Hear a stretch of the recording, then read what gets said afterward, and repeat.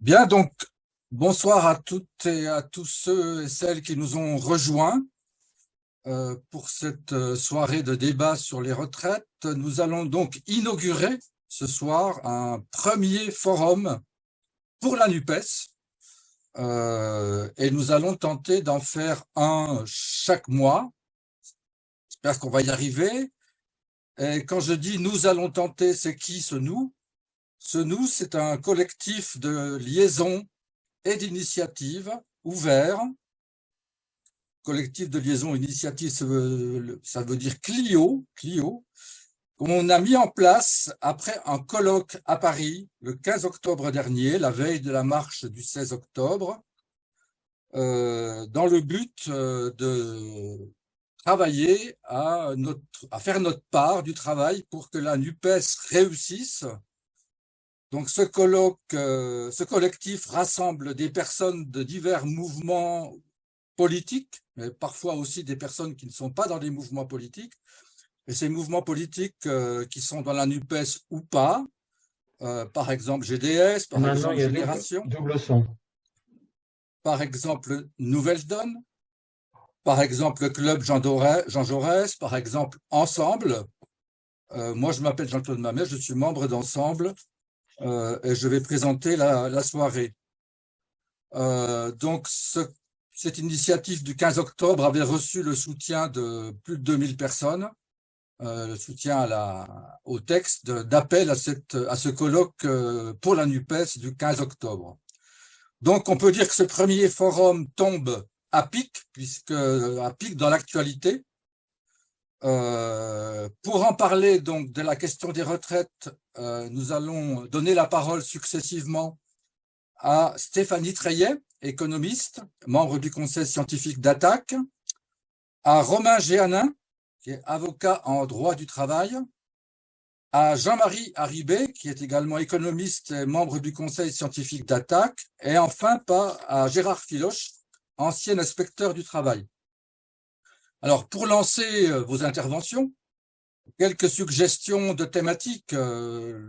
La première, mais bon, c'est vous qui verrez comment vous ajustez vos interventions, mais la première, c'est que Macron avait dit en 2017 qu'il ne ferait pas de réforme d'allongement de l'âge pour les retraites, il avait dit que c'était injuste. Or, aujourd'hui, il fait exactement l'inverse. Bon.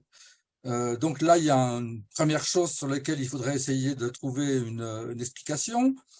Deuxième chose, évidemment, le gouvernement se targue, se prémunit à partir du rapport du Conseil d'orientation des retraites, qui n'est nullement alarmiste, mais il comprend ce rapport du corps récent autrement. Même la ministre Elisabeth Borne a dit qu'il y avait 100 milliards de déficit d'ici la fin de la décennie. On entend troisièmement la litanie traditionnelle sur le fait que puisqu'on vit plus longtemps, il faut travailler plus longtemps. Vous connaissez par cœur tout ça. Et enfin, il y a des conséquences de la réforme sur la bonne santé à la retraite, sur les droits des femmes, sur les seniors, sur les jeunes. Donc voilà, je passe tout de suite la parole à Stéphanie Treillet pour 8 minutes environ, en essayant de pas trop dépasser 10 minutes, et qui va également nous instruire à partir de tableaux. Stéphanie, à toi la parole. Voilà, petit problème technique. Bonjour à toutes et à tous. Je vais procéder un peu à un cadrage descriptif et factuel de la situation et du projet du gouvernement, qui va un petit peu s'inscrire dans la continuité des questions posées par Jean-Claude. Donc, je présente quelques points dont j'espère qu'ils sont visibles par toutes et tous. Le projet de réforme actuel représente effectivement, de la part du gouvernement et d'Emmanuel Macron, un renoncement au projet affiché à partir de 2017 et donc lancé en 2019 et retiré à la fois sous la pression de la mobilisation populaire et des contraintes de la crise sanitaire. Ce projet était un système universel par points, qui ne prévoyait pas spécifiquement de recul de l'âge de la retraite, mais qui dispensait finalement le gouvernement d'intervenir justement sur cette question en mettant en place une espèce de pilotage automatique, éliminant toute possibilité de déficit sur la base du passage d'un régime de prestations définies à un régime à cotisation définie, c'est-à-dire que personne ne saurait vraiment combien il ou elle allait toucher de retraite. Donc ça, c'était bon assez complexe et permettant de masquer donc la réalité des projets de recul de l'âge ou d'augmentation de la durée de cotisation ou de baisse du taux de remplacement des pensions. Donc là, ça paraît beaucoup plus clair et net, et dans la continuité des précédentes réformes, ou plutôt contre-réformes depuis 1995, donc 2003, 2010, etc. C'est une réforme paramétrique qui affiche purement et simplement et sans part le recul de l'âge de la retraite à 65 ans en 9 ans, c'est-à-dire en 2031, sur la base de 4 mois par an.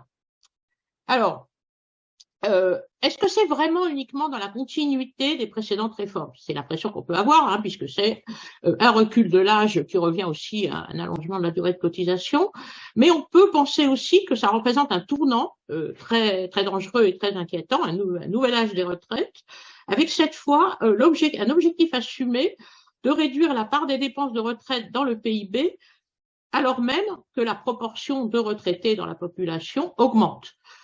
Donc, pour la première fois, dans les arguments, les objectifs affichés, on ne nous parle plus tellement de l'argument démographique qui avait été avancé lors des précédents épisodes. On ne nous parle plus non plus uniquement de recherche d'un équilibre financier, parce qu'en réalité, l'objectif véritable de ce projet de réforme va au-delà du seul objectif d'équilibre financier.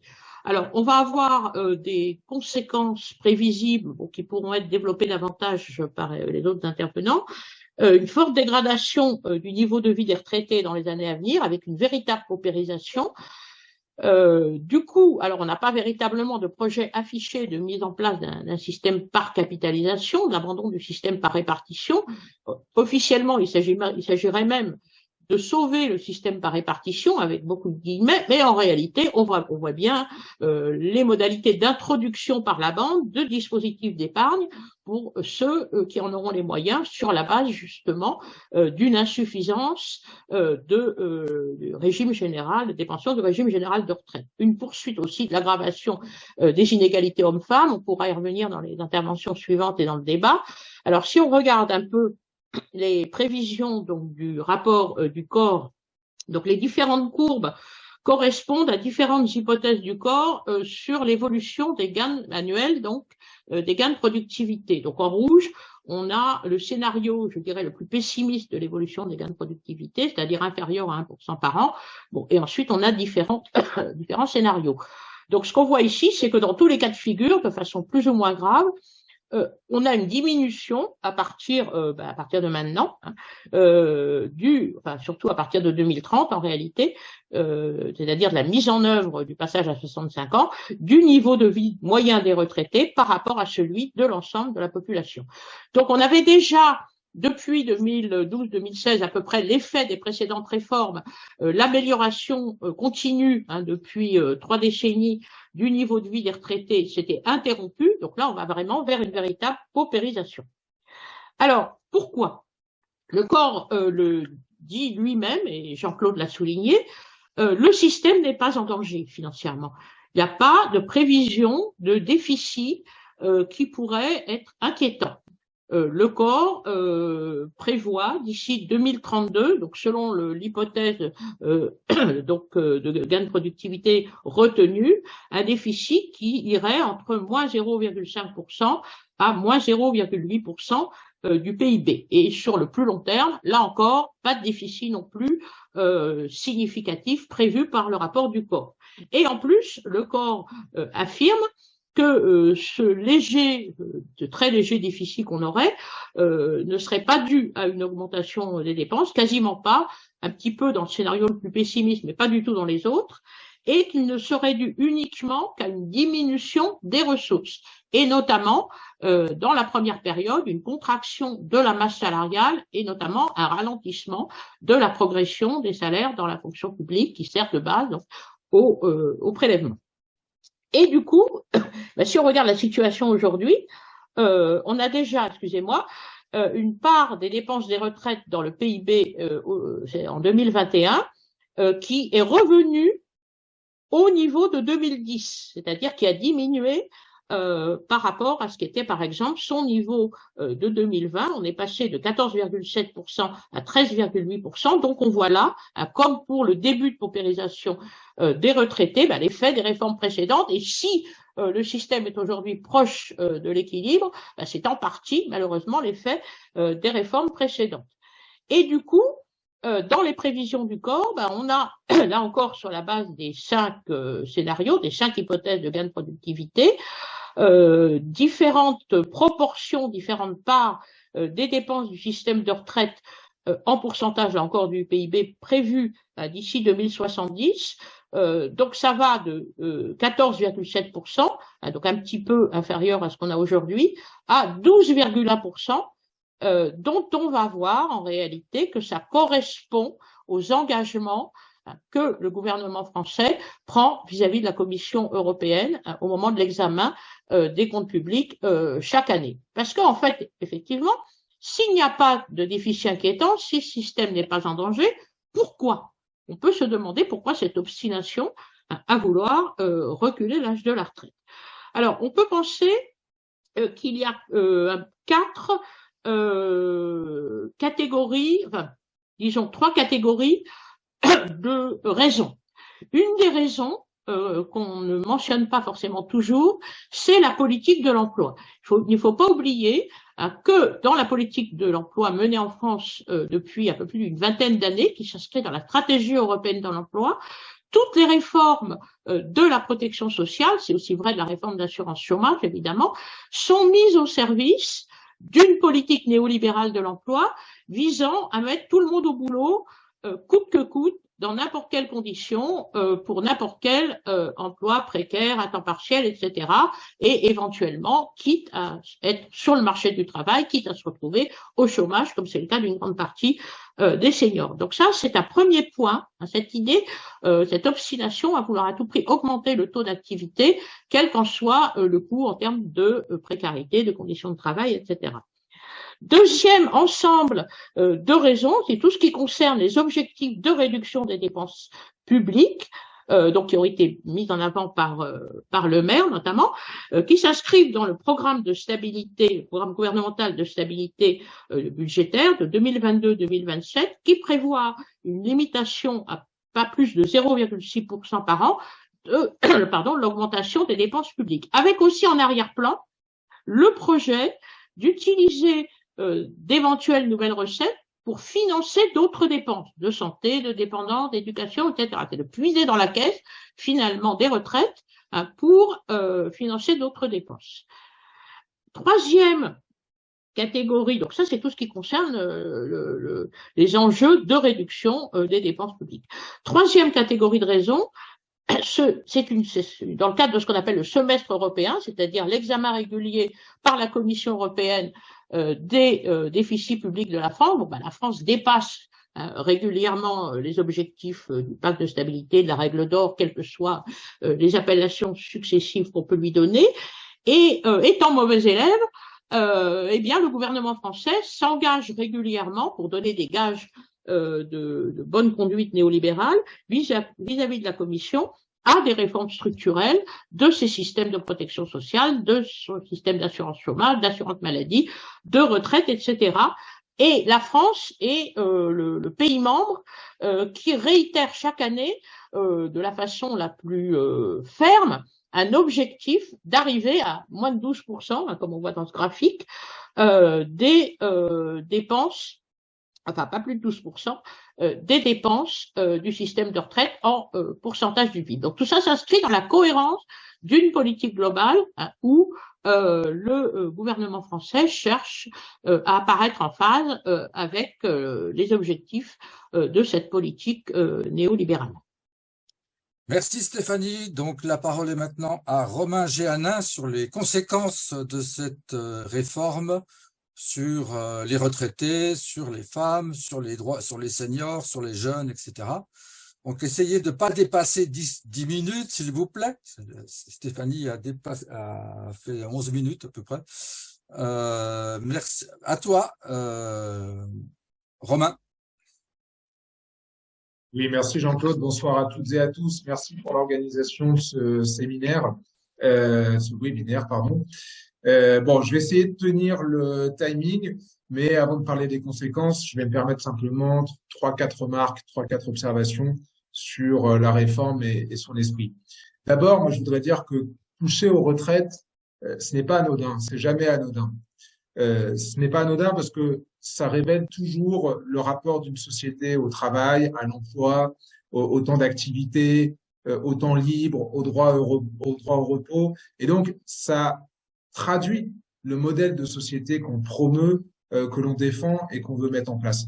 Et c'est d'autant moins anodin de toucher aux retraites aujourd'hui, enfin en janvier 2023, puisque Macron a annoncé que ce serait pour janvier 2023. C'est d'autant moins anodin de toucher à ce système de retraite aujourd'hui, alors que on connaît une situation particulièrement difficile en termes d'augmentation de prix, augmentation des prix de l'énergie, etc., alors qu'on vient de durcir les droits des demandeurs et des demandeuses d'emploi. Et là encore, ça révèle également un modèle de société, le modèle en tout cas que promeut Emmanuel Macron.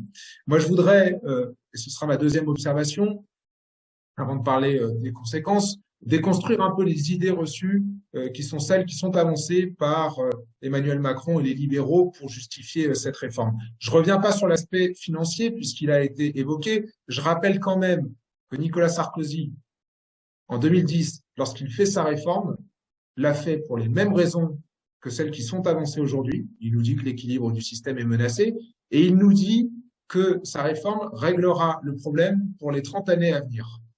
10 ans après, on veut nous imposer une autre réforme pour les mêmes raisons. Je passe là-dessus et je m'attarde 2 minutes, si vous le permettez, sur un point qui me semble important. C'est la litanie que tu as évoquée d'ailleurs, Jean-Claude, selon laquelle on vit plus longtemps, pardon, donc on devrait travailler plus longtemps.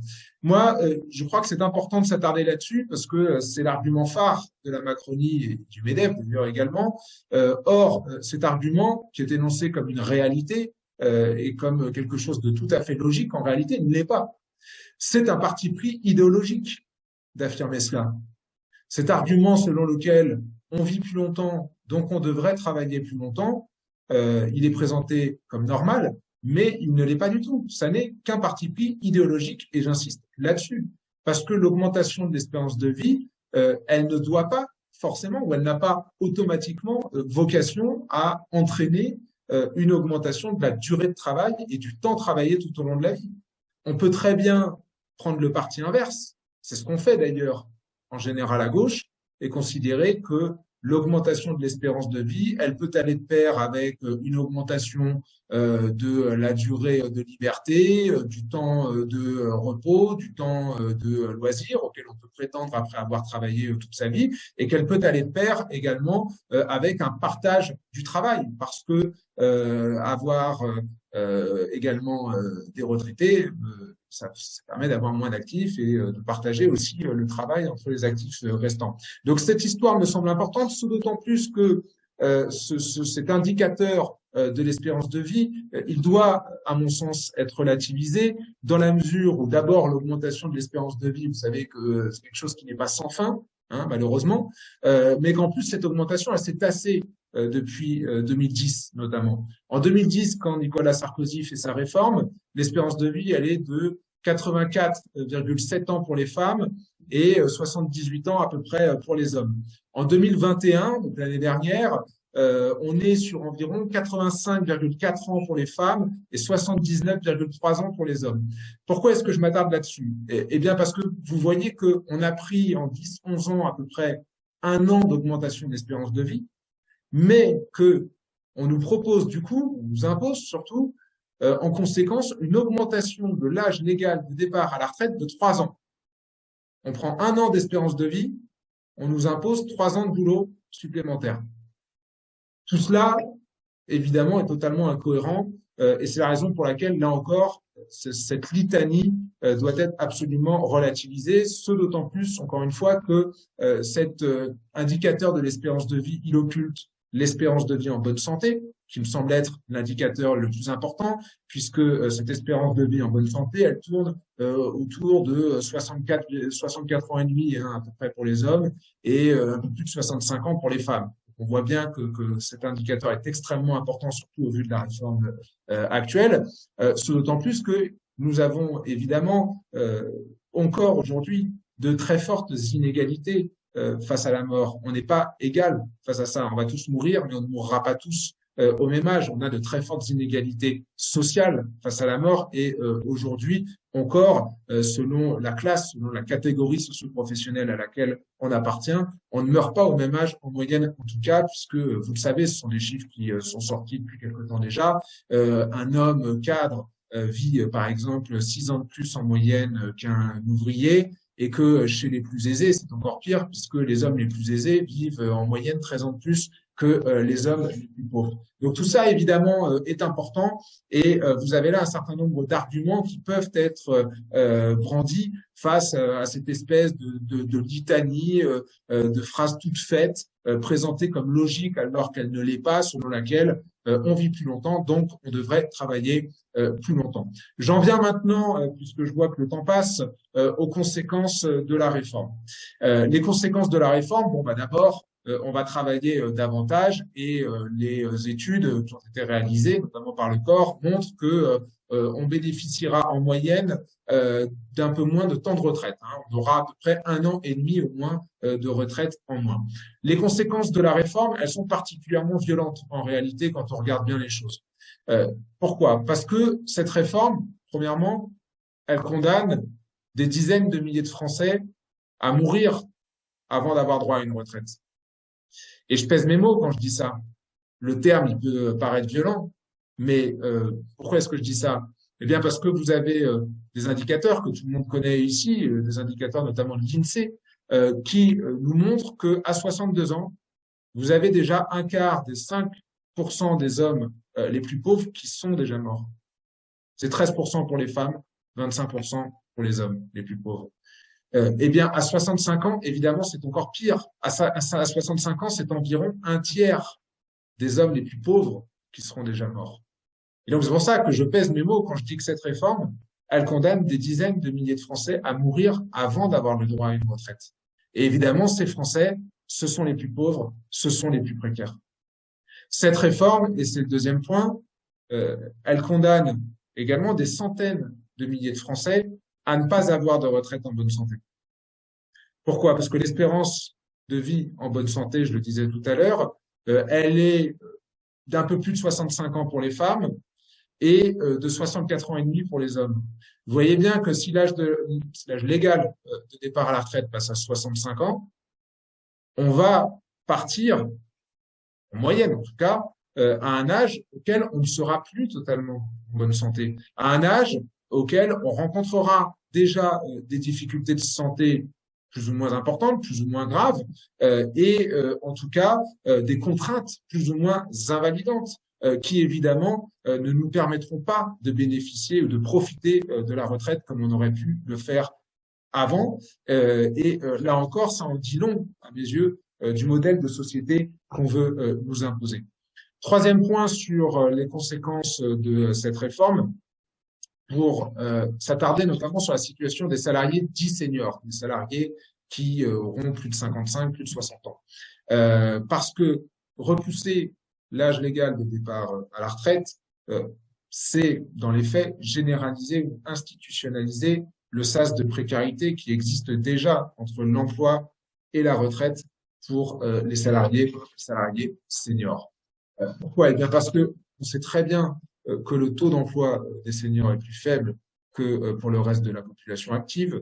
On sait très bien que des seniors qui perdent leur emploi, moi je le vois au quotidien en tant qu'avocat, ce sont des seniors qui souvent connaissent le chômage de longue durée.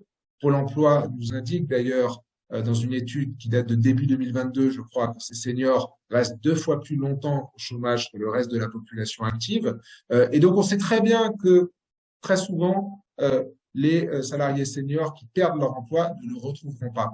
Aujourd'hui, on a des salariés qui ont 60, 61 ans qui parfois sont restés 1 an, 2 ans sans emploi. En repoussant de 3 ans l'âge légal de départ à la retraite, on repousse de 3 ans l'âge auquel ils pourront bénéficier d'une pension de retraite et on les laisse pendant 3 ans supplémentaires dans ce sas de précarité, c'est-à-dire dans une situation qui n'est pas une situation d'emploi et qui n'est pas non plus une situation de retraite, dans cette espèce d'entre-deux dans lequel ils vont, pour certains, être cantonnés à l'allocation de chômage, pour d'autres à l'ASS, l'allocation spécifique de solidarité, une fois qu'on a épuisé ses droits, pour d'autres encore aux pensions d'invalidité, pour d'autres au RSA. Et d'ailleurs, à la suite de la réforme de Nicolas Sarkozy, le RSA, enfin, le montant octroyé par l'État pour payer le RSA a dû augmenter pour indemniser un certain nombre de seniors qui n'ont retrouvé plus d'emploi. Donc, il y a évidemment des conséquences qui sont extrêmement importantes pour les salariés seniors, puisqu'on les condamne à ce sas de précarité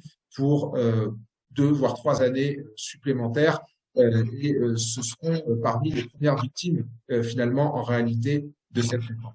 4e point, je sais que le temps tourne, je suis désolé, je vais devoir conclure. Alors, je conclue dans ce cas sur la situation des femmes, puisque cette réforme ne se préoccupe absolument pas de cette situation et absolument pas des inégalités subies par les femmes.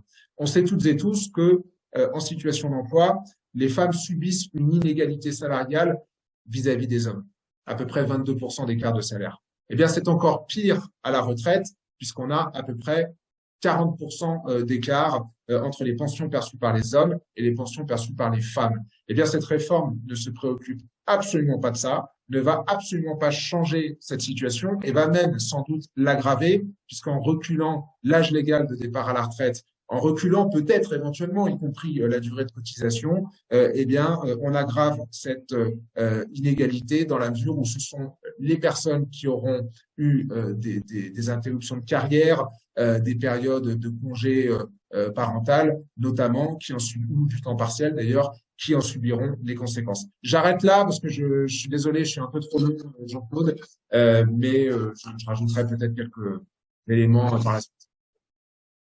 Ok, merci. Donc, je passe la parole à Jean-Marie Haribé qui va essayer de nous proposer des alternatives à la réforme proposée par le gouvernement.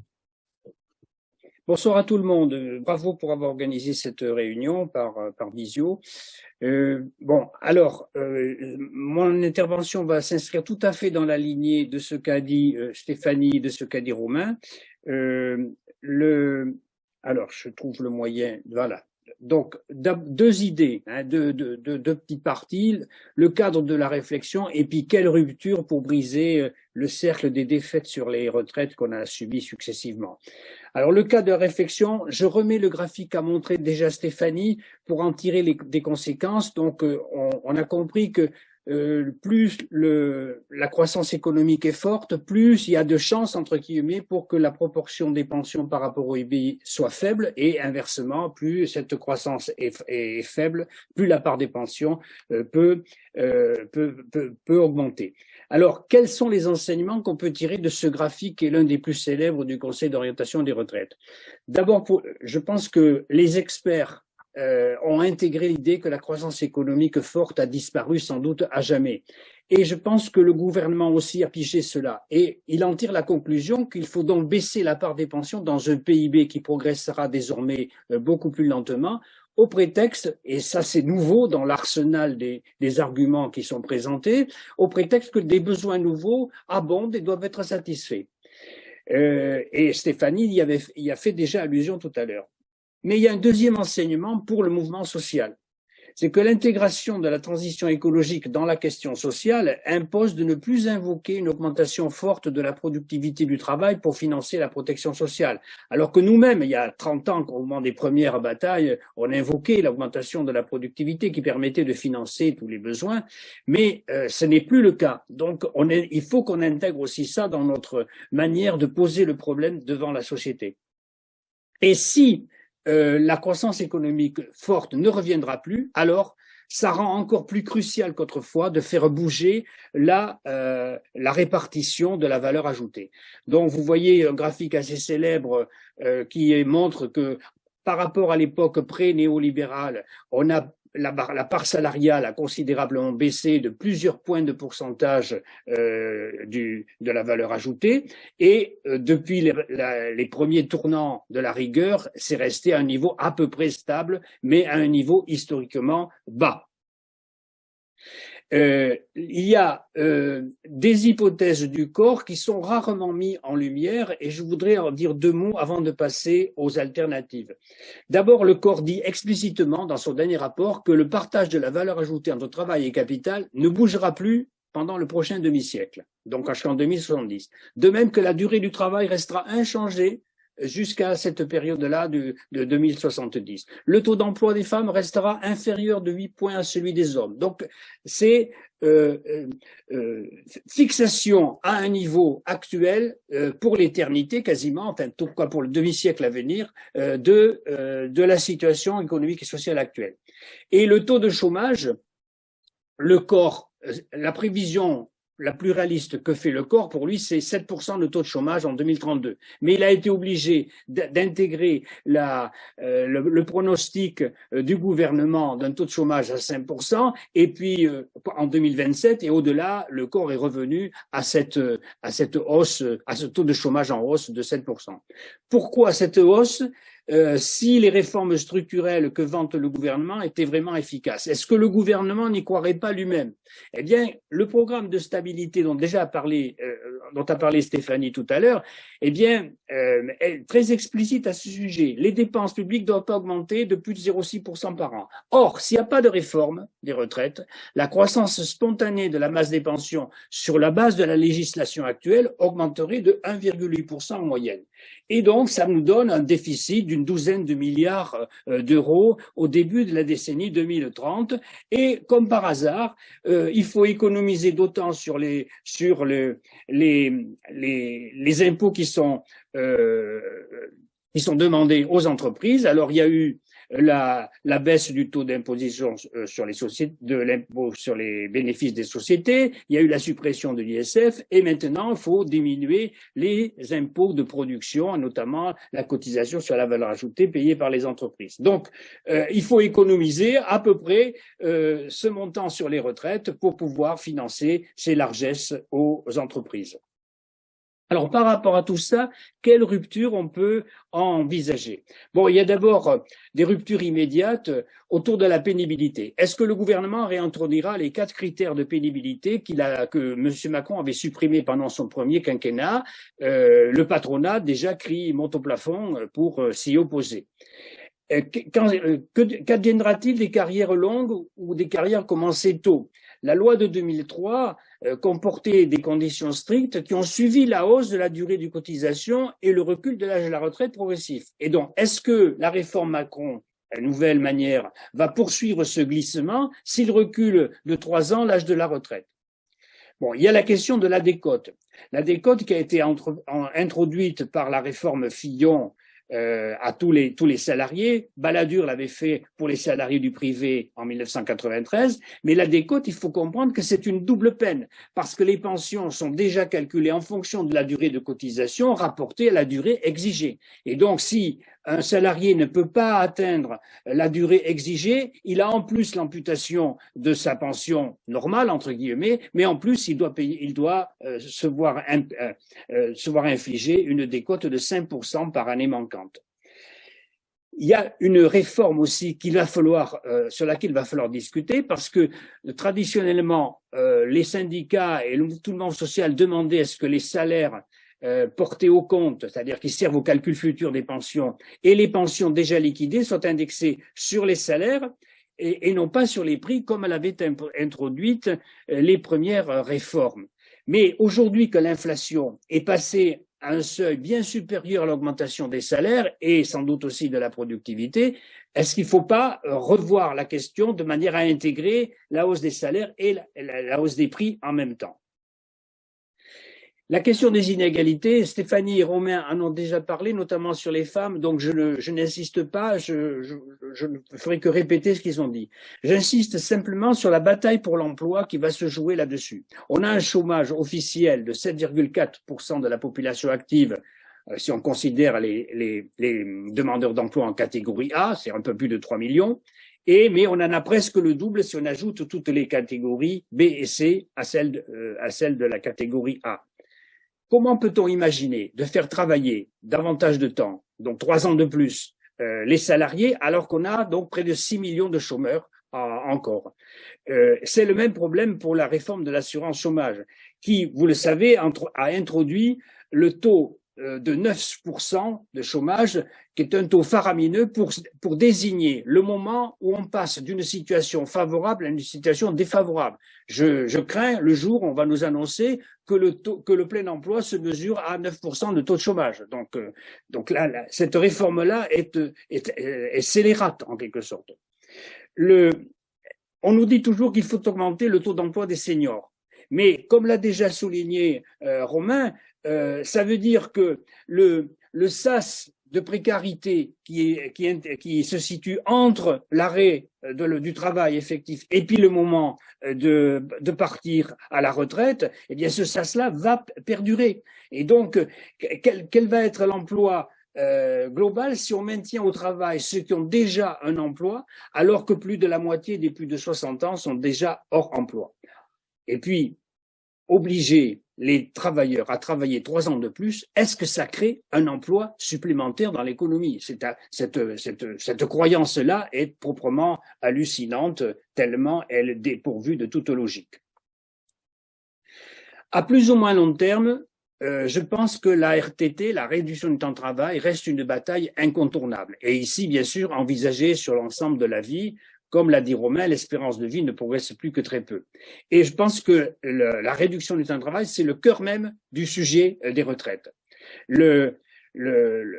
Est-ce qu'on pourrait envisager de suspendre les réformes précédentes et donc, bien sûr, a fortiori, d'empêcher celles-ci? Le corps nous a indiqué, pas dans le rapport de cette année, mais dans un rapport des années précédentes, avait indiqué que les réformes qui avaient été mises en place successivement depuis 25 ou 30 ans avaient permis d'économiser 100 milliards annuels, 100 milliards annuels en valeur actuelle. Bon, si on actualise un peu le chiffre, on monte jusqu'à 125 milliards, ce qui représente à peu près 5% du PIB. Bon, si 5% du PIB, donc qui ont en quelque sorte économisé, entre guillemets, sur les retraites. Et comme par hasard, ça tombe à peu près au même niveau que la réduction de la part salariale dans la valeur ajoutée, donc la masse salariale qui a été réduite, comme je vous le disais tout à l'heure, de cette ampleur-là. Est-ce qu'on pourrait donc revenir à 60 ans et à 40 ans de cotisation sur une échéance, par exemple, de 10 ans? Bon, ce qui correspondrait à la totalité du déplacement du curseur de la valeur ajoutée au bénéfice du capital. Ce ne peut être possible que s'il y a un rapport de force en cette faveur. Si ce n'est pas possible, il pourrait y avoir des formules transitoires de retraite à 60 ans plus les 42 de cotisation comme actuellement, ou 62 ans, on ne bouge pas cet âge de la retraite et on revient à 40 ans, selon le rapport de force. Et pour cela, il faut des cotisations. Et donc, on sait aussi, parce que le corps le chiffre, que la hausse qui est nécessaire pour couvrir la douzaine de milliards de déficit au début de la décennie 2030 correspond à peu près à 0,5% du PIB, c'est-à-dire grosso modo 1% de la masse salariale totale, c'est-à-dire encore environ 1 point de hausse du taux de cotisation vieillesse. Donc ça, effectivement, c'est à notre portée la volonté de ne pas toucher au taux de cotisation fait partie de cet ensemble de politiques néolibérales corsetées dont a déjà parlé Stéphanie tout à l'heure. Je pense également que le mouvement social a intérêt à se poser la question de l'assiette des cotisations sociales. Vous savez qu'aujourd'hui, l'assiette du salaire brut auquel est appliqué le taux de cotisation fait que les entreprises très capitalistiques par rapport à la main-d'œuvre payent relativement moins de cotisations que les entreprises qui emploient beaucoup de main-d'œuvre. Donc, on peut se poser la question si on ne pourrait pas élargir l'assiette des cotisations sociales à un espace plus large que les salaires bruts et peut-être à l'ensemble de la valeur ajoutée ou tout au moins la valeur ajoutée qui n'est pas investie, qui n'est pas réinvestie. Ça pose trois questions. Est-ce qu'il y aurait une rupture par rapport au travail? Non. Si on a compris que seul le travail produit de la valeur au sens économique, il n'y a pas de rupture en modifiant la convention sociale concernant l'assiette. Par rapport au capital, alors là, oui, il y a une rupture parce que la structure de l'emploi très différente selon le degré capitalistique des entreprises fait que il y a en quelque sorte, pour employer le langage dominant, une concurrence déloyale entre les unes et les autres. Est-ce que ça équivaudrait à une fiscalisation du système? Je ne le pense pas. Si on fait en sorte d'appliquer un taux de cotisation au stade de la répartition primaire, c'est-à-dire avant la redistribution qui a lieu ensuite. J'ai presque fini pour parler des ruptures qui me semblent là aussi très très importantes, mais qui se situent plus sur le plan culturel autant que politique. Vous savez que notre système d'assurance vieillesse est fondé sur le principe de la contributivité. Donc, à un niveau de salaire correspond à un niveau de cotisation, et ce niveau de cotisation renvoie à pour une large part à ce que sera la pension future. Et donc là, si on prend au pied de la lettre cette notion de contributivité, elle peut avoir des effets pervers, parce qu'elle contribue à laisser croire que chacun paie sa propre retraite, comme si la pension était un salaire différé, alors qu'il est socialisé et non pas différé, parce qu'il n'y a pas de transmission intergénérationnelle de la valeur économique qui est destinée aux pensions. Ce sont les salaires courants qui paient les pensions courantes. La transmission intergénérationnelle, il y en a une, mais elle porte sur le droit à pension et non pas sur la valeur économique qui est transmise. Deuxièmement, cette contributivité contribue à maintenir, voire amplifier pour les femmes, les inégalités salariales lors de la retraite. Et je pense qu'elle contribue aussi à gêner, sinon empêcher l'unification progressive par le haut des régimes de retraite qui sont très différents, mais qui sont issus de l'histoire. Et donc, moins on fait bouger le curseur entre capital et travail, plus l'arbitrage entre les divers besoins sociaux à satisfaire, dont la transition écologique et les investissements d'avenir, plus cet arbitrage sera difficile. Donc, ce qui fait que je conclus en disant que les problèmes sont moins techniques que stratégiques, comme le recul de l'âge de la retraite et l'augmentation de la durée de cotisation ont mangé l'augmentation de l'espérance de vie qui a eu lieu jusqu'à présent. Et avec la réforme Macron 2022 ou 2023, ça sera peut-être la dernière étape de la réduction des droits, parce que jusqu'ici, l'amélioration des carrières, notamment due à la structure de l'emploi qui s'était améliorée en qualification, en formation, etc. Jusqu'ici, l'amélioration des carrières avait un peu compensé l'effet négatif des réformes passées sur le niveau des pensions. Et ça, avec la future réforme des retraites de Macron, 2023, eh bien, ça s'arrêtera très certainement et on passera vraiment à l'étape ultime, à savoir la diminution stricte des droits à pension. Voilà. Donc, je pense que on est au-delà d'un problème comptable et que derrière la retraite, il y a le travail et donc la réhabilitation du travail, son sens et finalité, sa reconnaissance pendant le temps d'activité, comme le disait Romain tout à l'heure, après, pendant et après le travail, je crois, sont extrêmement importantes. Et donc, c'est aussi la fin de la croyance qu'on peut ignorer la question écologique. C'est toujours le travail qui produit la valeur, mais et la richesse monétaire. Donc, mais le problème est maintenant de savoir quelle richesse on va se partager. Merci Jean-Marie. Donc, je passe la parole à maintenant Gérard Filoche, qui a annoncé qu'il allait nous parler des exosquelettes. Je ne sais pas ce que c'est exactement. Vas-y Gérard, tu essaies de pas dépasser 10 minutes, s'il te plaît. Voilà, bonsoir. Il y a tellement de choses excellentes qui ont été dites que je voudrais me distinguer, non pas sur les chiffres, non pas sur le financement, non pas sur la façon dont ils vont nous faire retourner en arrière et donc ils vont introduire la pauvreté chez les vieux, mais me distinguer sur une approche. La retraite, c'est un bonheur.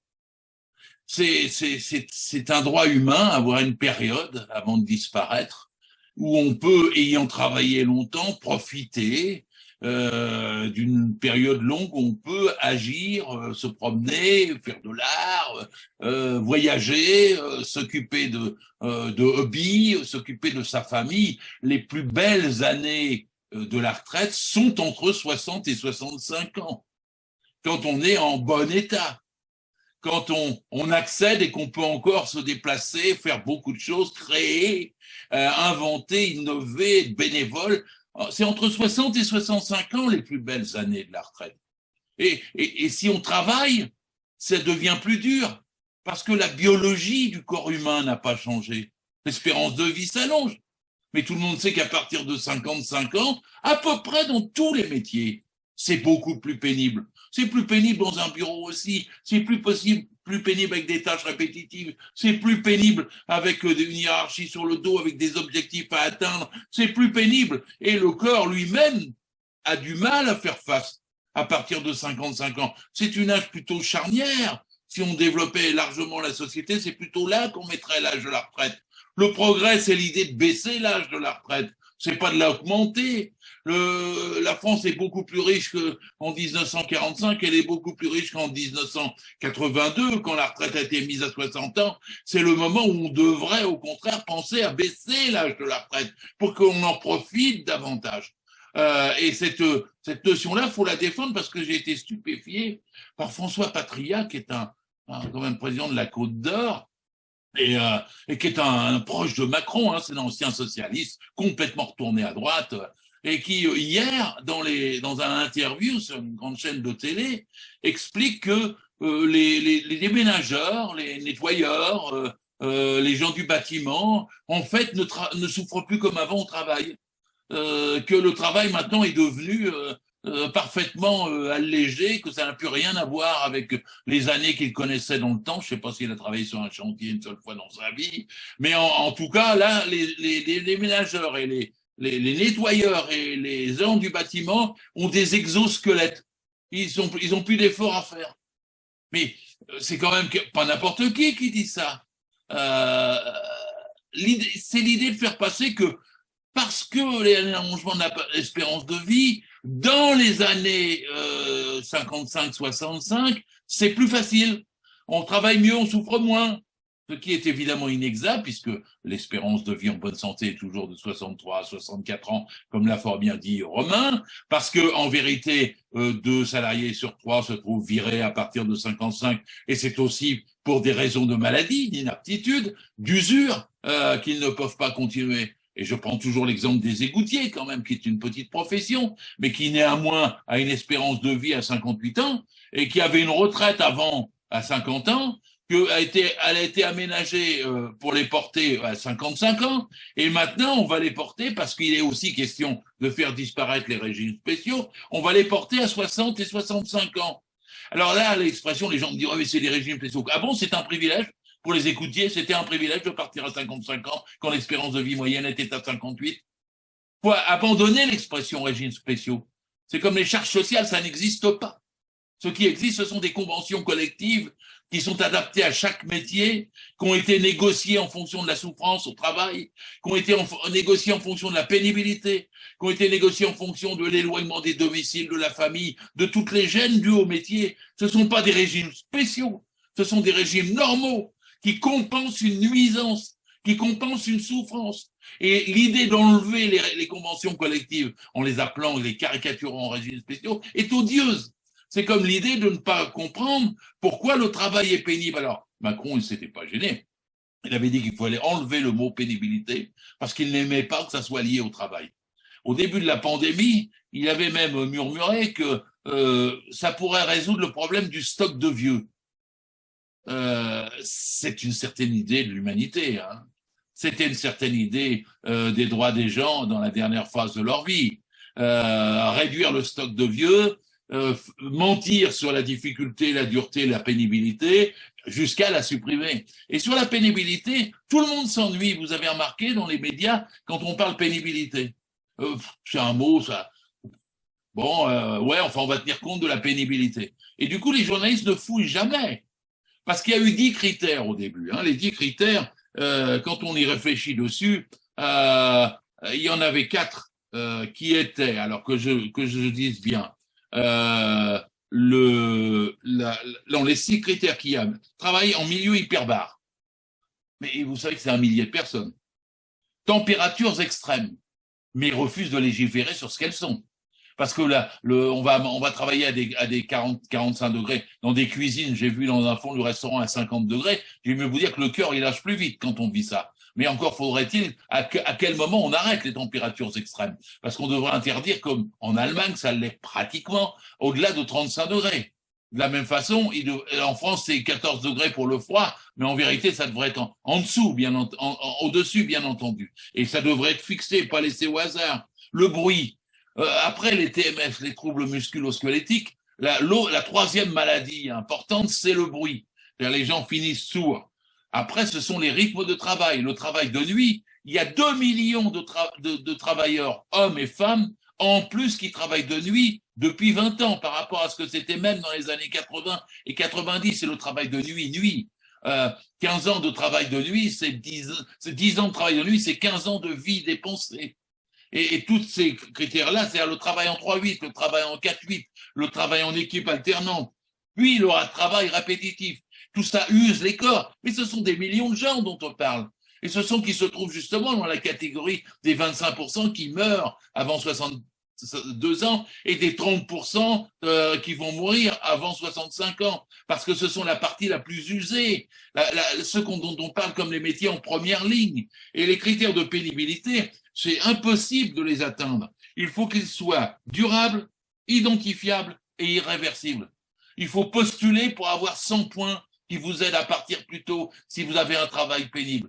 Et pour reconnaître vos 100 points, il faut passer par toute une série d'exercices avec des avis du patronat, avec des avis des médecins, pour pouvoir obtenir un départ un peu plus tôt parce que le corps est usé. Et évidemment, l'usure, la maladie, tout ça s'aggrave. Hein, et les critères en question sont peu reconnus, peu atteints. C'est comme la protection face aux maladies professionnelles ou la protection face au non-respect des durées du travail. Et donc, il y a un besoin pour protéger la santé du travailleur, la souffrance au travail, non pas de raconter des fables selon lequel il y a maintenant des exosquelettes qui vous protègent de la souffrance et qui font le travail à votre place parce que vous êtes tout anarchés et vous n'avez peu d'efforts à faire. Ça, c'est odieux qu'ils en arrivent pour essayer de dire qu'il faut passer à 65 ans sur ce terrain-là. Et c'est à nous d'y répondre. C'est à nous qui répondons, parce que faut dénoncer la manutention des charges, les postures pénibles, les vibrations mécaniques, les agents chimiques. Et il y en a toujours 100 000 personnes qui sont mortes de l'amiante, et 3 000 par an. Hein. Il faut dénoncer l'affaire des températures extrêmes et du bruit, comme je l'ai déjà dit. Et sous cette question-là, parler travail, parler souffrance au travail, parler de ce que ça fait pour abîmer la vie, et défendre le droit au bonheur, le droit à s'épanouir, le droit à créer à la fin d'une période de 35 ans, 30. Alors on va me dire les annuités 37,5 ou 40. Moi j'ai une suggestion, je voudrais la tester en vous en parlant. Je suis pour que les années qui comptent soient la moyenne des années que les salariés font dans la vie réelle. Si c'est 35, c'est 35. Si c'est 36, c'est 36. Et de toute façon, ça pousse plutôt à ne pas, pour les patrons, à ne pas user du chômage parce que ça pèse sur la moyenne. Et d'ainsi d'avoir, au bout de 35, 36, 37 annuités, selon la moyenne qui existe dans les faits, pas dans la théorie, pas dans des calculs abstraits, d'avoir le déclenchement d'une retraite à taux plein. Et d'avoir évidemment tout ce qui a été dit précédemment, c'est-à-dire pas de retraite inférieure au SMIC, parce que c'est pas parce qu'on passe d'une situation de travailleur à celui de retraité que celui qui est au SMIC et qui déjà vit pas bien doit continuer à vivre moins bien et tomber en dessous dans une situation de pauvreté et de difficulté. Quand je dis ça, je crois qu'on a intérêt à travailler cette question et à dire aux gens ce que c'est la souffrance au travail. ce que la nécessité de la réduire la durée du travail. Et que 32 heures sur la semaine, qui créerait de l'emploi, parce que, comme l'a dit Jean-Marie, on a plus proche de 6,5 millions que de ce qu'ils nous donnent comme chiffre une fois qu'ils ont changé les critères et remplacé ceux de la DARES et du Pôle emploi par ceux du BIT, et qui ne parlent plus que de la catégorie A, mais jamais des catégories B, C, D et E, pour faire face au chômage, c'est la réduction du temps de travail. La réduction du temps de travail, c'est sur la semaine et sur la vie. Défendait déjà ça quand il y avait les 35 heures, puis on me disait oui mais on peut allonger. Mais non, la réduction du temps de travail c'est pour tout le monde parce que c'est un partage du travail, et sinon on a toujours 6 600 000 personnes qui ne travaillent pas, qui font 0 heure, pendant qu'on a plutôt maintenant 6 millions qui font plutôt 60 heures. C'est les durées maximales du travail ayant été explosées. Et donc c'est un argument aussi pour les jeunes, parce que on dit pas assez souvent les jeunes, on accepte tous plus ou moins de les entendre qui disent moi j'aurais pas de retraite. Faut pas laisser passer ça. On gagnera de toute façon. Et quand on se bat aujourd'hui pour la défendre et l'abaisser à 60 ans et pour les métiers pénibles revenir à 55 ans, c'est pour les jeunes, c'est pour qu'ils aient eux une retraite. Et la bataille, ce qu'on est en train de faire tout de suite, c'est pour le leur permettre, et ils l'auront forcément. Le mouvement social l'imposera forcément. Il n'y a aucune fatalité à ce que les jeunes n'aient pas de retraite. Et de toute façon, là, protéger la retraite basse, c'est donner du boulot aux jeunes. C'est toujours une phrase simple. Mais si vous voulez maintenir, alors qu'on a 6 millions de chômeurs, les gens jusqu'à 62, 63, 64, 65 et en fait 66, 67, évidemment, c'est le taux de chômage des jeunes qui ne se réduit pas. Évidemment, il n'y a pas d'embauche. Évidemment, il n'y a pas de remplacement. Et donc, dans une société où la productivité est toujours de plus en plus forte, l'idée de la réduction du temps de travail à la semaine et sur la vie, c'est favorable pour les jeunes. Et donc, je crois que c'est un des arguments aussi qu'on a avancé pour parler à la jeunesse, de la même façon qu'on a parlé à toutes les catégories qui souffrent et qui vont mourir sans avoir droit de travail. Et on a la possibilité de dire à ceux qui sont à partir de 60, 61, etc., qu'ils ont droit à une belle retraite, qu'ils ont droit à une belle vie, qu'ils ont droit à une belle fin créative, honorable, digne, et avec du bonheur. Merci Gérard.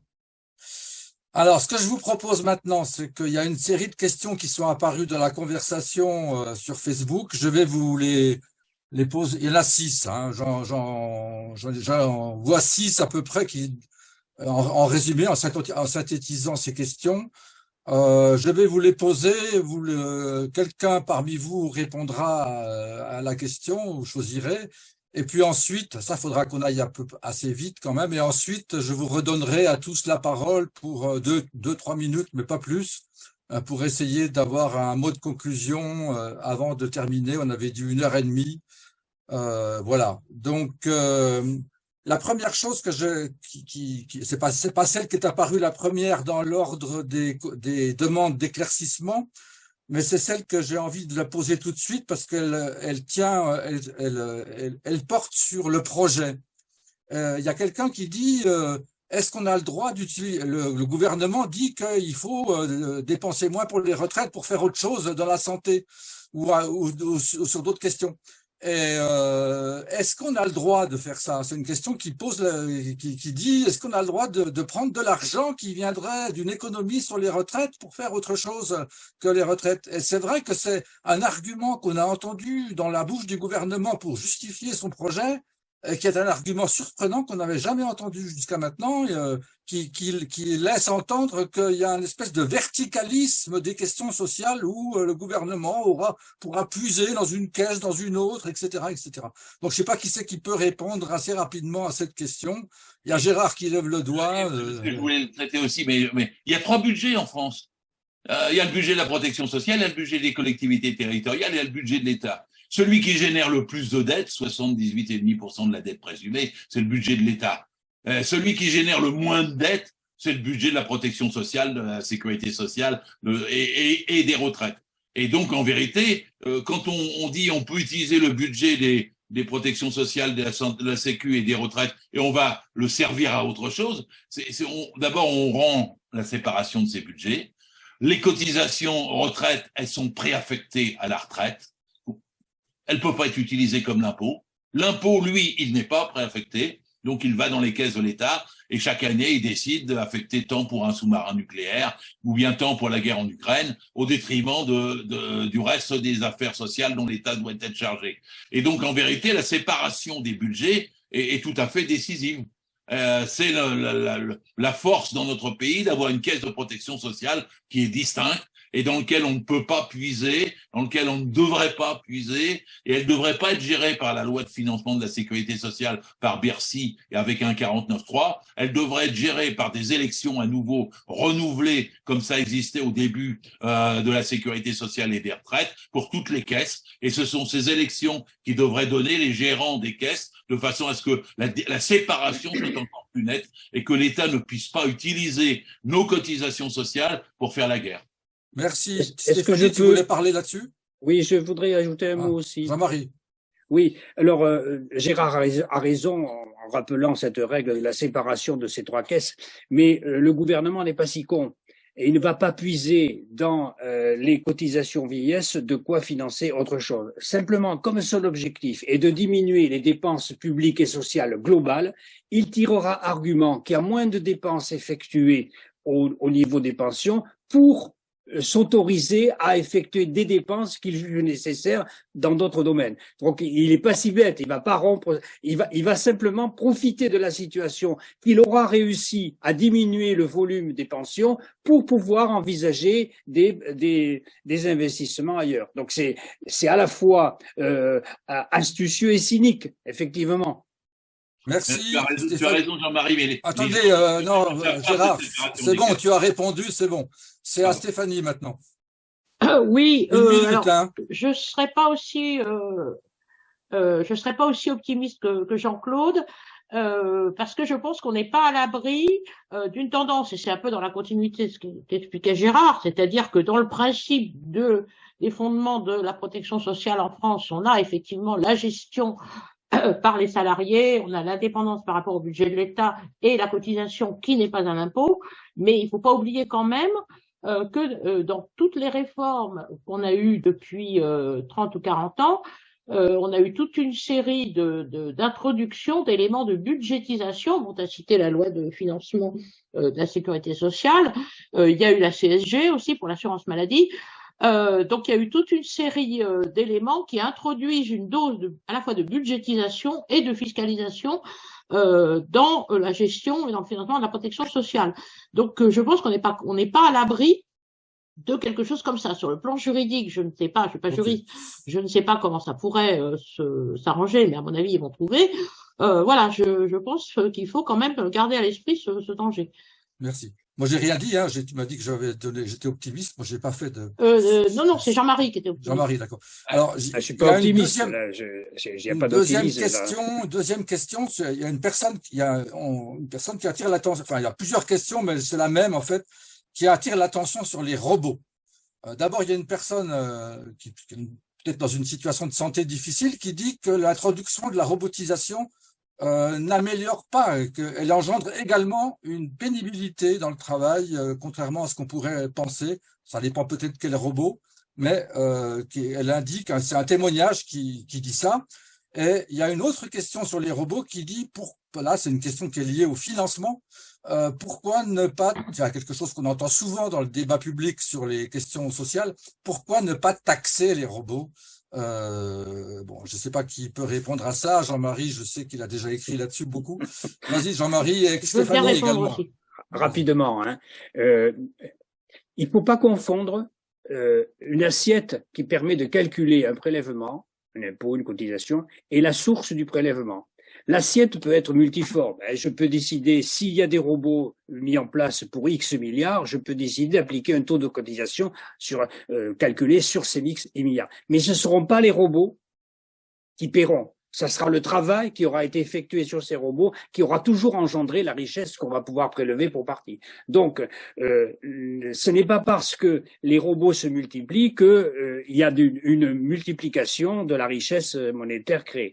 Mais cette question est intéressante parce qu'elle permet de jeter un autre œil sur la proposition que j'ai avancée pour la discussion, à savoir de réfléchir sur un éventuel élargissement de l'assiette des cotisations sociales. Là où il y a des robots en grande quantité, donc là où il y a une structure très capitalistique des entreprises, effectivement, il y a une proportion de travail vivant, de main-d'œuvre, qui est moindre. Et donc, continuer à ne calculer les cotisations assises uniquement sur la masse salariale, est préjudiciable à la fois aux recettes qui abondent de la sécurité sociale et en même temps qui introduit entre les branches capitalistes ou entre les entreprises d'une même branche des concurrences dont bénéficient en premier lieu les entreprises les plus performantes. Merci Stéphanie, rapidement. Oui, alors d'abord, dans la continuité de ce qu'a dit Jean-Marie, il faut effectivement garder à l'esprit que les robots et les machines en général ne créent jamais de valeur, ne créent jamais de richesse, mais c'est toujours le travail humain et rien d'autre qui crée de la richesse. Donc, un robot, il doit être mis en œuvre par le travail humain et il a été fabriqué par du travail humain. Voilà, il y a un peu une illusion d'optique derrière cette idée de taxer les robots. Et il y a aussi l'idée quelque part, et bon là c'est peut-être un peu une nuance par rapport à Jean-Marie, qu'il y aurait une sorte de pénalisation, si on taxait les entreprises les plus capitalistiques, il y aurait une sorte de pénalisation de leur choix de remplacer du travail humain par des machines. Mais ça sous-entendrait que les entreprises aujourd'hui, dans le contexte actuel de la mondialisation, prennent leurs décisions de choix technologiques en fonction du prix relatif du capital, des machines et du travail. Or, je pense que c'est largement pas le cas. C'est-à-dire qu'il y a une telle standardisation dans la concurrence actuelle des technologies que la marge de choix des entreprises, elle est très très faible par rapport à ça, et en tout cas, elle ne repose pas du tout sur les prix relatifs du capital et du travail. Donc, si l'idée c'est de dissuader les entreprises de supprimer des emplois et d'investir dans les robots, je pense que ça serait assez inefficace. Par ailleurs, sur la question de l'idée que la robotisation peut générer davantage de souffrance et de pression au travail. Donc, je pense que Gérard est mieux placé que moi pour répondre, mais ça relève aussi beaucoup de la façon dont une vraie réduction du temps de travail permettrait justement de faire en sorte que les progrès technologiques allègent la charge, le travail, au lieu, au contraire, de l'alourdir. Et un dernier point, c'est qu'il faut toujours garder à l'esprit, on a vu les hypothèses différentes du corps sur le rythme des gains de productivité, mais il faut toujours garder à l'esprit qu'on est dans un contexte, et ceci depuis plusieurs décennies, où la vague d'innovation technologique actuelle ne génère pas de gains de productivité faramineux. On est dans un ralentissement historique, biséculaire, des gains de productivité, malgré Internet, malgré les robots, malgré la vague d'innovation technologique. Alors, les explications économiques à ça, il y en a plusieurs, il y a plusieurs hypothèses. Voilà, mais il faut oui, mais il faut quand même sauter de l'idée qu'il y aurait des suppressions massives d'emplois liées aux robots. C'est plus compliqué que ça. Ok, donc il est 21h presque 15. Alors, dans les propositions, il a été évoqué tout à l'heure par Jean-Marie, la question de la réduction du temps de travail. Il y a une personne qui dit, et pourquoi pas la semaine de 4 jours? Question pertinente, parce que récemment, j'ai vu le patronat commence à s'intéresser à cette question. Je ne sais pas si vous avez regardé ça. Donc, qui c'est qui peut répondre à ça, la semaine de 4 jours? Romain. Oui, merci. Moi, je veux bien. Effectivement, la semaine de 4 jours, moi, j'en suis un fervent partisan parce que je crois qu'elle permettrait effectivement de partager le travail sur la semaine, à l'heure où on a encore, on l'a rappelé tout à l'heure, des millions de personnes qui sont en demande d'emploi, de travail. Donc, c'est évidemment quelque chose qui me semble, moi, aller dans le bon sens. On a un certain nombre d'entreprises françaises qui, effectivement, ont testé et ont adopté cette semaine de 4 jours, qui ont montré par leur expérience que le système est tenable, que ça n'est pas irréaliste, on peut, y compris, continuer à fonctionner, à réaliser des profits grâce à cette mesure qui, en plus, permet au personnel et aux salariés de ces entreprises de se sentir beaucoup mieux au sein de chez leur employeur, chez leur entreprise. Ça permet d'ailleurs d'avoir des salariés qui sont plus motivés, qui parfois sont plus productifs et qui restent plus longtemps en poste. Moi, je le constate dans les dossiers que je peux traiter. D'ailleurs, la semaine de 4 jours, elle a été testée par un certain nombre de pays européens. Hein. L'Espagne, par exemple, la teste. La Belgique, d'ailleurs, également s'est lancée sur cette voie. L'Islande l'a carrément mise en place.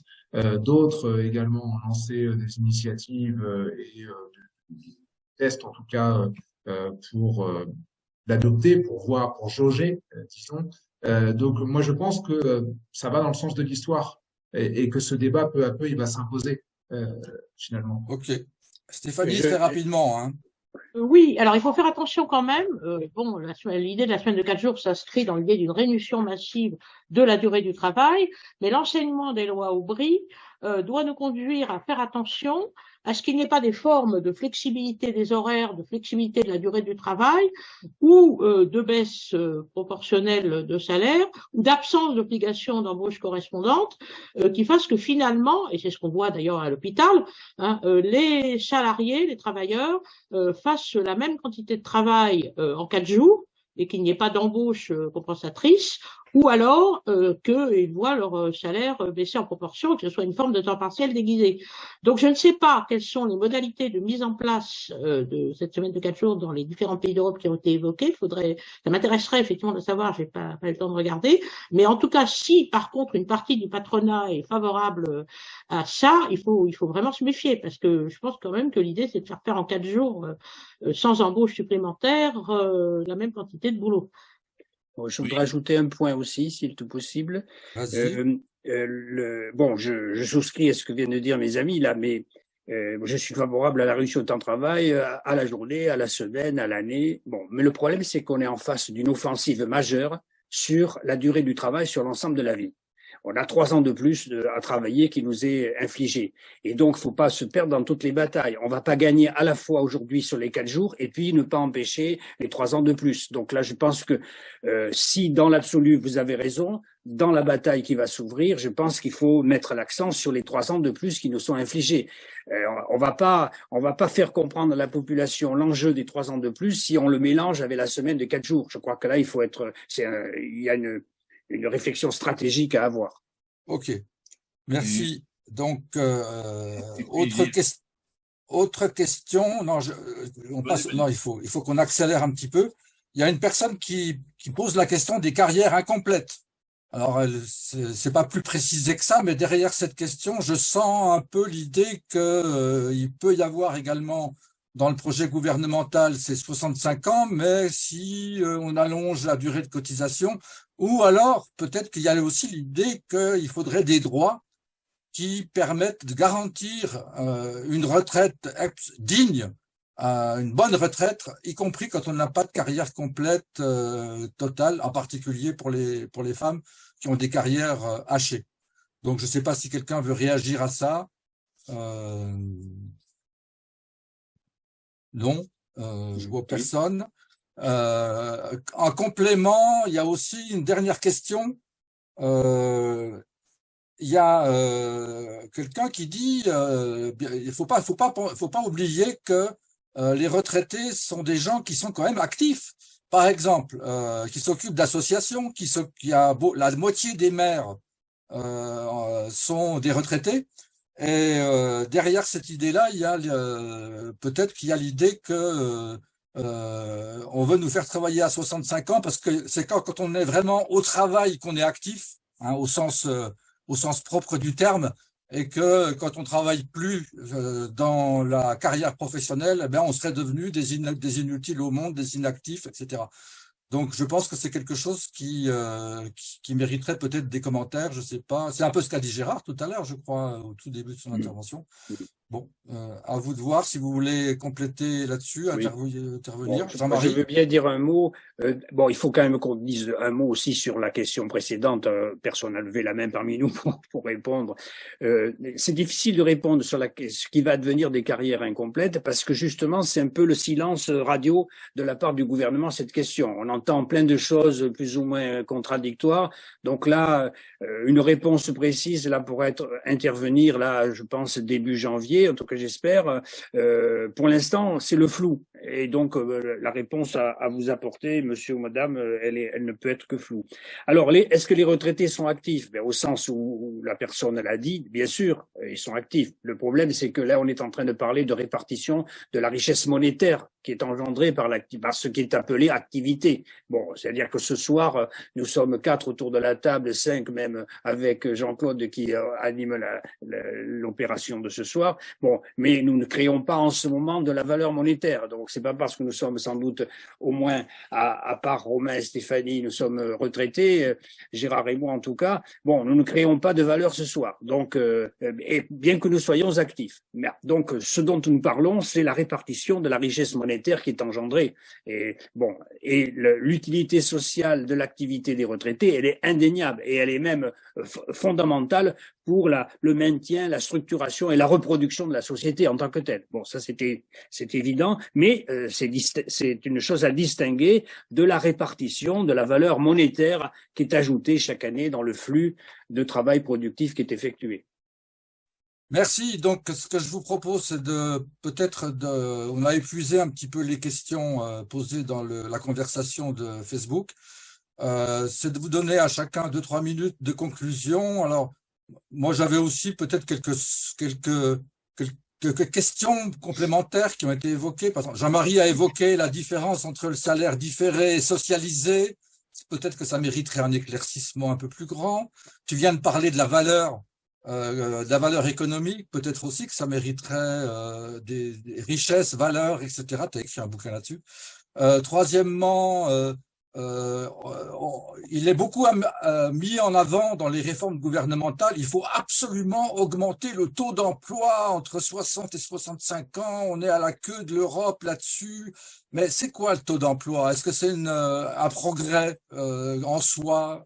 Qu'est-ce qu'il y a derrière toute cette question du taux d'emploi, qui peut-être est actuellement plus important qu'il ne l'a été dans les années précédentes? Et enfin, dernier point, il y a Jean-Claude Branchereau, qui fait partie des animateurs de cette soirée, qui dit qu'on n'a pas parlé du minimum promis à 1 200 € pour des retraites, les retraites contributives. Bon. Donc voilà, enfin, vous voyez qui c'est qui veut commencer à dire quelque chose, à rajouter des points? Romain, vas-y. 2-3 minutes, pas plus. Oui, merci. Dans ce cas, je vais parler du minimum. Non pas à 1 200, mais à 1 100 € d'ailleurs de mémoire. C'est un peu la mesure gadget que ils ont augmenté un peu là ces temps-ci. On verra dans le projet tel qu'il sera présenté en janvier. Jusque-là, on parlait plutôt de 1 100 €. Peut-être qu'ils l'augmenteront avec l'inflation, mais bon, c'est un peu la mesure gadget, si vous voulez, qui permet de vendre la réforme, grosso modo. On vous dit, désormais, on va avoir un minimum quand on sera à la retraite qui sera de 1 100 ou 1 200 €. Mais il faut préciser plusieurs choses par rapport à ça. D'abord, en vérité, cette mesure, elle devrait être faite et mise en place depuis 2003. Depuis 2003, vous avez une disposition légale qui prévoit que la pension minimale, elle doit correspondre à 80-85% du SMIC de mémoire. Donc, ça devrait déjà être mis en place dès aujourd'hui, sans attendre la réforme. Deuxièmement, et le gouvernement oublie souvent de le préciser, ce minimum, il ne s'applique que pour les carrières complètes. Que pour les carrières complètes. Or, aujourd'hui, quand on regarde les chiffres, parmi celles et ceux qui perçoivent moins aujourd'hui en pension de retraite, très souvent, je ne dis pas que c'est uniquement le cas, mais très souvent, on a des gens, et notamment des femmes, qui ont eu des carrières incomplètes. Donc, ce minimum ne bénéficiera pas à la majorité de celles et ceux qui aujourd'hui perçoivent des pensions inférieures à 1 100 €. Il bénéficiera à celles et ceux qui perçoivent moins aujourd'hui que 1 100 ou 1 200 € et qui ont eu des carrières complètes. Et c'est une bonne chose qu'ils puissent augmenter leur niveau de revenus, c'est juste. Mais en réalité, encore une fois, la majorité des gens qui ont moins de 1 100 euros de retraite n'y auront pas droit parce que la majorité de ces gens-là ont eu des carrières incomplètes. Merci. Qui veut prendre la parole? Stéphanie.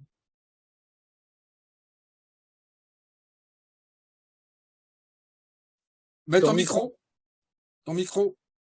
Sur la question du taux d'emploi, je suis embêtée parce que bon, j'ai dit tout à l'heure que dans les considérants de la réforme, il y avait l'idée de mettre au boulot, de remettre en activité et de remettre au boulot le plus possible de gens à n'importe quel coût et pour n'importe quel travail. Et Jean-Marie, bon, a dit, bon, effectivement, bon, il a bien la réponse, mais je ne comprends pas comment on peut considérer que en mettant davantage les retraités sur le marché du travail, on créera des emplois. Bon, bien évidemment, la réponse, elle est dans la question, c'est-à-dire qu'on a une théorie et une conception des politiques de l'emploi dans la stratégie européenne de l'emploi qui a été lancée en 2000, qui représente alors une sorte effectivement de paradoxe, c'est-à-dire que le dogme désormais, c'est que le problème n'est plus du côté de l'insuffisance de création d'emplois, du côté de l'absence de demande de travail par les entreprises, mais elle est du côté des offreurs, comme ils disent, c'est-à-dire des inactifs ou des chômeurs, de ceux qui se représentent sur le marché du travail. Alors à la fois sur le plan qualitatif, parce qu'ils sont pas assez bien formés, pas assez employables, pas assez disciplinés, etc., mais aussi sur le plan qualitatif, c'est-à-dire qu'on entretient dans les théories néolibérales contemporaines, on entretient le mythe que sur le long terme, la solution serait effectivement du côté d'un meilleur fonctionnement des marchés du travail, du côté d'une offre accrue de travail sur le marché du travail par les inactifs et les chômeurs. Alors, j'ai évidemment pas le temps d'expliquer les considérants théoriques de toutes ces élucubrations, mais c'est ça, aujourd'hui, l'explication dominante du chômage. C'est plus seulement l'idée qu'à court terme, il faudrait baisser le coût du travail pour inciter les entreprises à embaucher. Bien sûr qu'ils continuent à le faire, ils ne vont pas arrêter de le faire, mais la norme, c'est non plus de diminuer le taux de chômage, mais d'augmenter le taux d'emploi en remettant les inactifs au boulot. Alors, pas spécialement les femmes, parce qu'il n'y a pas vraiment, on a vu les hypothèses conservatrices du corps sur le taux d'activité des femmes, il n'y a pas vraiment de politique, par exemple des modes de garde des jeunes enfants, etc., destinés à permettre aux femmes qui le souhaitent d'entrer sur le marché du travail, mais les retraités, les seniors, et aussi quelque part les jeunes, avec cette obsession de l'apprentissage, et puis forcer, à part une politique de sanctions, de répression, les chômeurs à prendre n'importe quel petit boulot. Donc ce taux d'emploi, qui a remplacé le taux de chômage dans la mesure des politiques de l'emploi, c'est vraiment devenu le dogme depuis en gros des années 2000, début des années 2000. Merci. Alors, Gérard, Jean-Marie, c'est qui veut dire quelques mots? Jean-Marie va conclure. Moi, je fais observer que en 2003, en 2010, en 2013, quand on se battait déjà contre l'allongement de le report de la date de l'âge de départ en retraite, on faisait observer qu'en pratique, les gens à partir de 55 ans étaient foutus dehors, 2 sur 3, inaptes, licenciés, chômage, etc. Et là, j'ai été stupéfait du retournement de l'argument qu'ils ont fait. Ils ont dit que si c'est en mettant la retraite à 65 ans qu'ils changeront les habitudes dans les entreprises et que les patrons les garderont plus longtemps. Ça, c'est un truc invraisemblable, mais c'est ce que Bruno Le Maire dit, c'est ce que les autres disent, Elisabeth Borne également. Mais en vérité, bien sûr, ça ne se passera pas comme ça. D'ailleurs, le patronat rechigne sur cet argument, parce qu'à 55 ans, ceux qui le gardent, ils sont plus chers. Et ils les traitent de moins rentables. Et ils ont envie, eux aussi, les patrons, de s'en débarrasser. Et donc là, il y a une contradiction, et c'est d'ailleurs pour ça que jusqu'à présent, c'est allé dans le sens du développement du chômage des seniors, et non pas du fait qu'ils travaillaient plus et qu'ils avaient droit à une retraite plus tard. Là, ils passent en fait de la caisse retraite à la caisse chômage. Et la deuxième chose que je voulais dire sur la réduction du temps de travail, c'est vrai, Jean-Marie, on se base sur la question des retraites. Mais pour expliquer aux gens les questions de l'impact sur le chômage, l'impact sur les jeunes et l'impact sur la santé. C'est utile de parler de la réduction du temps de travail sur la vie et sur la semaine. Et en être utile, c'est quand on a parlé de la semaine de 4 jours. Moi, ça ne peut être que 4 fois 8. Parce que la biologie du corps humain, si elle change pas à 55 ans, elle change pas non plus sur la journée. Le corps humain a besoin de 8 heures de travail, 8 heures de repos et 8 heures de sommeil. On le sait depuis un siècle. C'est pour ça que cette revendication des 3-8 était si importante. Et donc, au-dessus, ça ne peut être que des heures supplémentaires et plafonnées. Parce que si on fait 4 fois 12 heures et 48 heures en 4 jours, l'effet sur la santé est aussitôt annihilé. J'ai fait des séjours en hôpital récemment, assez pour voir les gens qui arrivent à 8 heures du matin et qui partent à 9 heures le soir. Et donc, là-dessus, on a une contrainte. Et de toute façon, en plus, ce sont les accidents du travail. Ils arrivent toujours en fin de journée ou plus souvent le vendredi soir. Hein. C'est le nombre d'accidents du travail. La France est redevenue championne d'Europe des accidents du travail. Et deuxièmement, quand Patria dit qu'ils ont des exosquelettes, en vérité, il y a des squelettes tout court. Parce que la situation actuelle, c'est qu'un accident sur 2 est déclaré par les patrons. Vous avez vu cet article dans Le Monde le 7 décembre qui sort d'une enquête de la DARES et qui a été confirmée par le ministère du Travail. Un accident sur 2 n'est pas déclaré. Donc là aussi, il y a sur la pénibilité, sur la vie, etc., beaucoup de choses qu'on n'a pas complètement fini de dénoncer ce soir. À toi, Jean-Marie. Merci, Jean-Marie. Le mot de la fin. Oh non, le mot pour ouvrir. Pour ouvrir, voilà. Ce qu'a dit Stéphanie là à propos du taux d'emploi et des nouvelles conceptions de l'emploi dans les politiques néolibérales peut être appliqué à la réforme de l'assurance chômage qui a été menée. Hein, donc, je n'ai pas le temps de développer, mais c'est exactement ce qu'elle a expliqué et qui est valable aussi pour l'assurance chômage. Juste pour terminer, donc un mot là sur la question qui est en suspens et qui a demandé à laquelle on a demandé une explication. Bon, salaire différé par rapport à salaire socialisé. Quelle est la différence? Bon, je l'ai dit très rapidement tout à l'heure, les cotisations prélevées sur les travailleurs du moment sont immédiatement reversées en pension aux retraités du moment. Il n'y a pas de transmission à travers les âges des cotisations qui sont prélevées. Il y a 20 ans ou 30 ans, quand j'ai commencé à batailler, j'avais employé une expression qui avait été reprise aussi. Il n'y a pas de congélateur ou de réfrigérateur des revenus ou des cotisations. On met pas ça dans un congélateur pour le récupérer, le décongeler dans 20 ans ou dans 30 ans. Donc, il n'y a pas de salaire différé. Par contre, il y a une socialisation, c'est-à-dire une mise en commun des cotisations. Alors, bien sûr, qui sont largement reversés à des gens qui ont eu des parcours actifs à des niveaux de salaire élevés, bien sûr. C'est pour ça qu'il faut engager une réforme pour introduire davantage de redistribution dans notre système de retraite et un peu moins d'application du principe de convertibilité. Il y a un truc dont on n'a pas eu le temps de parler, donc d'un mot pour terminer, c'est les risques que les plans de retraite qu'a mis en place le gouvernement dans le premier quinquennat de Macron permettent à la petite musique de la capitalisation de s'introduire dans notre système de retraite. Alors, c'est pas encore majeur, bien sûr, mais n'oublions pas que même si on n'a pas de système de retraite par capitalisation en France, on a un système d'assurance vie qui joue le rôle de capitalisation. J'ai vérifié hier parce que le chiffre m'avait échappé dans ma mémoire. Il y a actuellement un encours de plus de 1800 milliards d'assurance vie en France. 476 exactement, c'est le chiffre actuel, pendant l'année 2021. Et imaginez-vous ce que ça fait, 476. Ça fait quasiment près de 6 fois le montant de nos pensions actuelles, de 330 à 340 milliards. 5 fois et demi. C'est entre 5 fois et demi et 6 fois. Donc c'est énorme comme système de capitalisation qui ne porte pas le nom de capitalisation. Donc là, on a un vrai danger de voir les systèmes d'épargne défiscalisés en plus. Celui qui souscrit à un plan d'épargne paiera moins d'impôts. Qui a un vrai danger de voir ça grignoter petit à petit notre système de pension au fur et à mesure, et on revient à notre point de départ, au fur et à mesure que le gouvernement réussirait à baisser les pensions individuelles.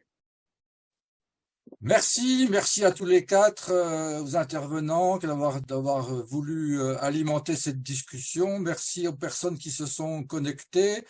Et nous allons, comme je l'ai dit au départ, essayer de faire régulièrement, mensuellement, si possible, des débats de ce type-là. Le prochain qui est prévu, normalement, si tout se passe bien, ça pourrait être le 20 janvier, le vendredi 20 janvier, sur la question des rapports entre mouvements sociaux, politiques, charte d'Amiens, toutes ces questions compliquées, mais qu'on traitera de manière générale et pas par rapport à l'actualité brûlante.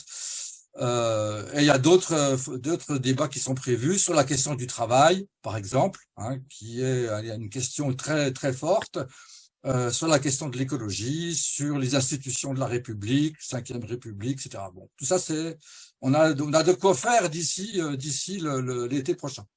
Enfin, si tout va bien, bien sûr. Donc, je vous souhaite une bonne fin de soirée et à très bientôt. Merci.